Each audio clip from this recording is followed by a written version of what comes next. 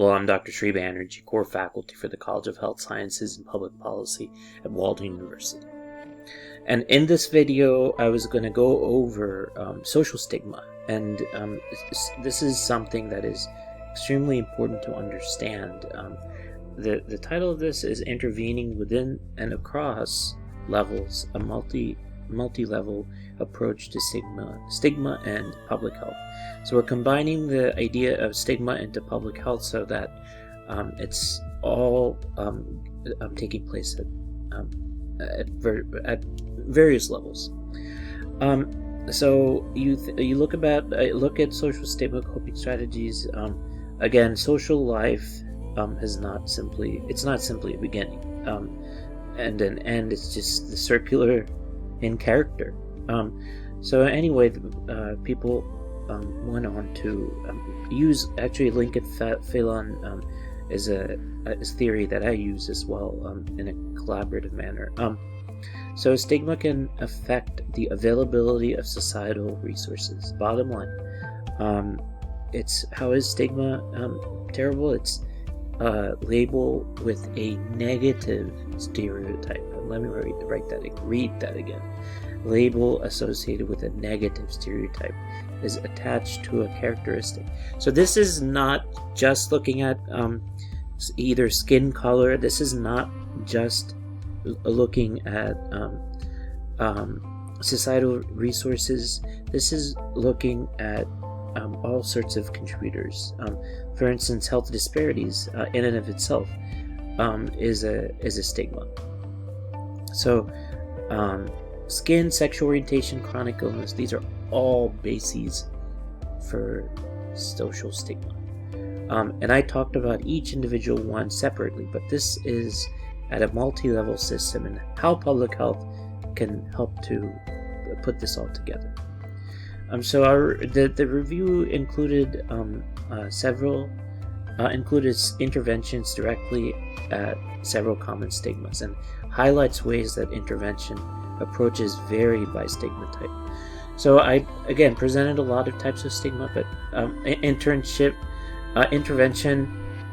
is extremely.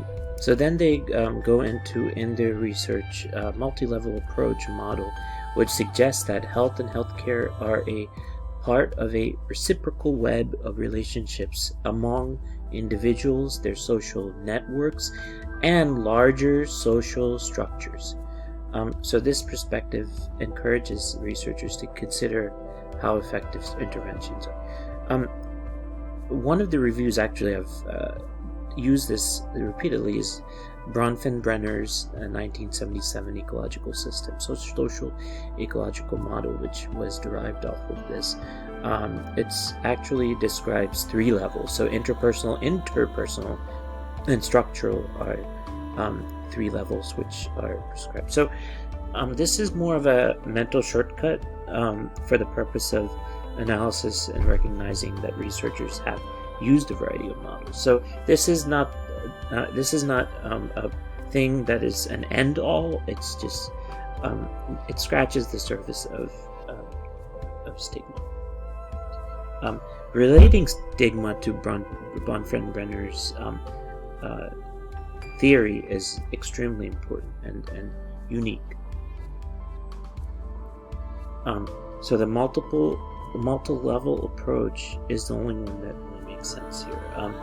And when you're talking about stigma interventions in dynamic systems, we're talking about interventions aimed at reducing stigma and its health consequences. So the idea is that just as stigmatizing is for the individual suffering the chronic disease, but then you have to think about the chronic disease sufferer and what type of stigma they may suffer, and sometimes the stigma is worse than suffering from the disease.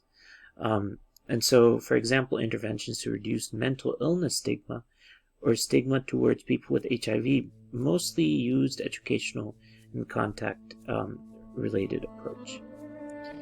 So in conclusion, health disparities between stigmatized and non-stigmatized groups remain after accounting for individual level risk factors. So this is something that is considerable and important, and getting a lot more attention lately. On national level, people are the politicians and people are starting to get a holistic approach and understand that this is a reciprocation of web of relationships. Thank you for listening.